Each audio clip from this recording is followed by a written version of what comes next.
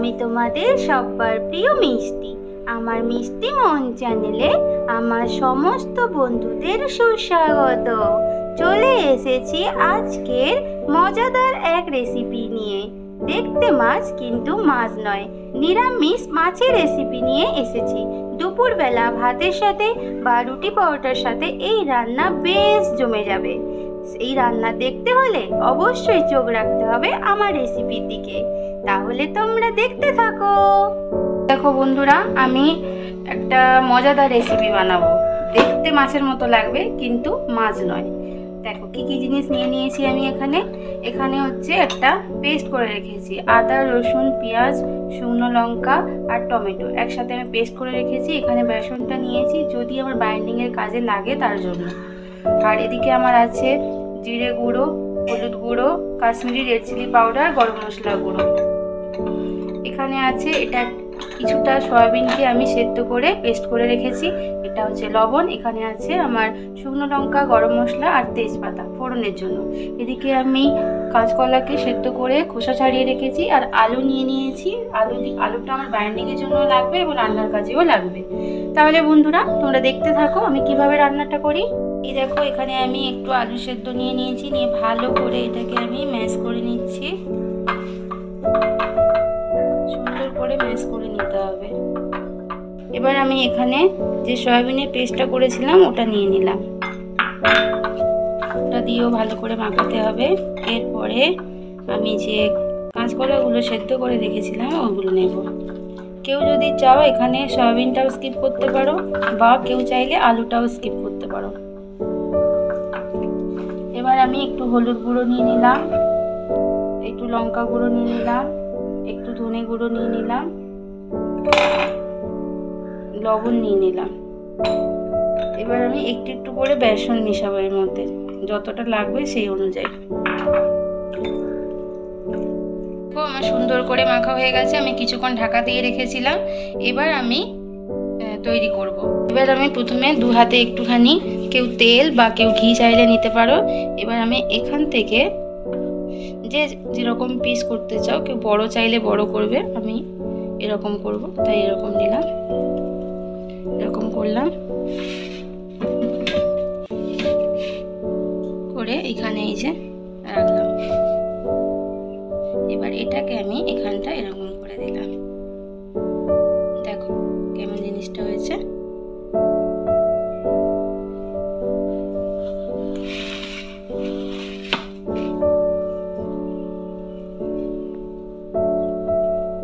আবারও সেম এরকম নিলাম, নিয়ে মাঝখানে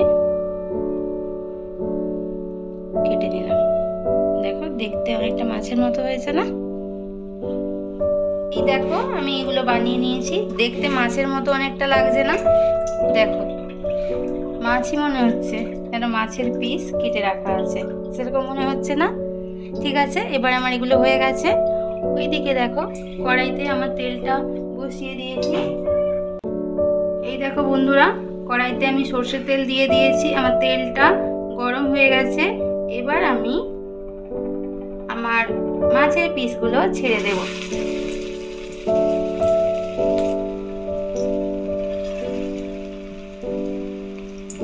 হালকা করে আঁচ দিয়ে প্রথমে একটুখানি ভেজে নেব।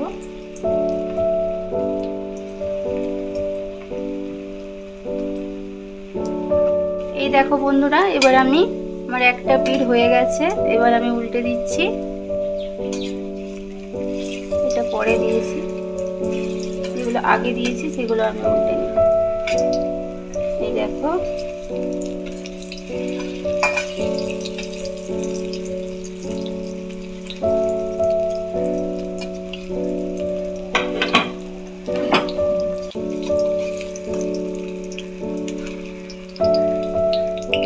বন্ধুরা, এবার আমার মাছগুলো মানে বিকল্প মাছ ভাজা কমপ্লিট হয়ে গেছে। তুলে নিচ্ছি। সুন্দর করে লাল করে ভেজে নিয়েছি। দেখো পুরো মাছের ভাজা মনে হচ্ছে।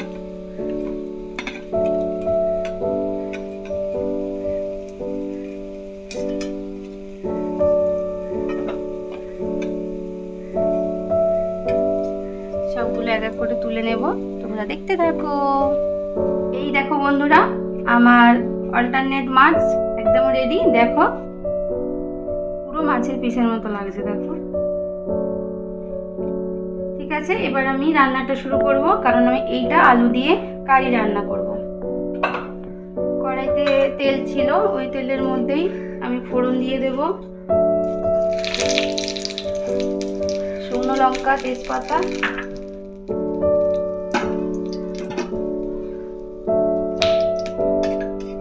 গরম মশলাও দিয়ে দিয়েছি ফোড়নের মধ্যে, ভাজা ভাজাও হয়ে এসছে।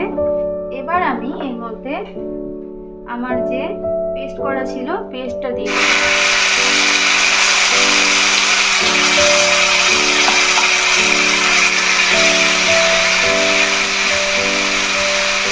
এটাতে আদা, রসুন, পেঁয়াজ, টমেটো দেওয়া আছে। কেউ চাইলে যদি একদমই পুরোপুরি নিরামিষ করতে চাও, রসুনটা তুমি একটা বাদ দিয়ে করতে পারো।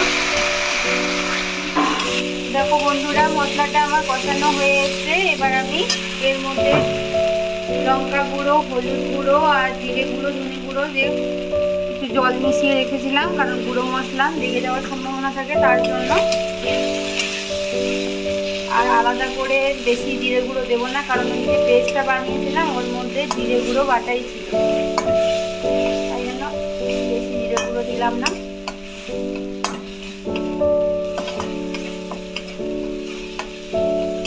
একটু সামান্য জল দিয়ে দিতে হবে, দিয়ে ভালো করে কষিয়ে নিতে হবে। এই দেখো বন্ধুরা, আমার মশলাটা একদম কষানো হয়ে গেছে। এইবার আমি যে সেদ্ধ করা আলু ছিল সেটা দিয়ে দেবো এর মধ্যে, দিয়ে আলুর সাথে মশলাটা ভালো করে মিশিয়ে কষিয়ে নিতে হবে।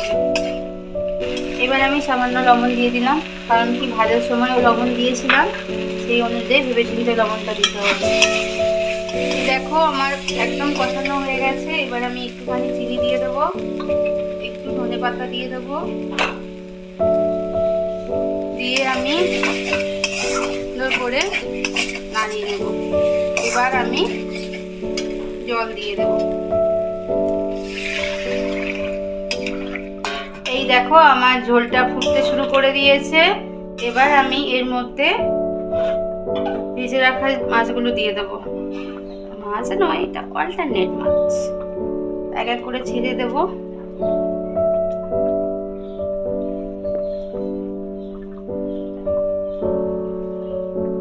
তোমরা এইরকম রান্না নিরামিষের দিনেও করতে পারো, সেক্ষেত্রে তোমরা পেঁয়াজ রসুনটা দেবে না, তাহলে দেখবে নিরামিষ রান্নার ক্ষেত্রে এটা কিন্তু একদম পারফেক্ট হবে এবং সবার ভালোই লাগবে খেতে। দেখতে মাছ, কিন্তু মাছ নয়। হ্যাঁ না মজাদার রান্না? কে কিভাবে রান্নাটা করছো, যদি করা ভালো লাগে তোমাদের, অবশ্যই কমেন্ট সেকশনে জানিও যে তোমরা এই রান্নাটা করবে বা তোমাদের এই রান্নাটা দেখে ভালো লেগেছে। এই দেখো বন্ধুরা, আমার রান্নাটা একদম কমপ্লিট। আমি একটু ঝোল ঝোল থাকা অবস্থায় নামাবো, কারণ কি এগুলো না ঝোল একদম শুষে নেবে, তার জন্য একটু ঝোল ঝোল থাকতেই নামাতে হবে। এখন দেখছো এরকম, একটু পরে দেখবে একদম ঝোল শুকিয়ে গেছে। আর আমি নামানোর আগে একটা সিক্রেট মশলা দেবো। সিক্রেট নয় কিছু, এটা হচ্ছে জিরে, ধনে, পাঁচফোড়ন, তেজপাতা, শুকনো লঙ্কা, গোটা গরম মশলা একটুখানি শুকনো কড়াইতে ভেজে আমি এটা গুঁড়ো করে রেখেছি। মানে আর আমি আলাদা করে গুঁড়ো মশলা, মানে গরম মশলা আলাদা করে আর দেবো না, এই মশলাটাই দেবো, দিয়ে নামিয়ে নেব।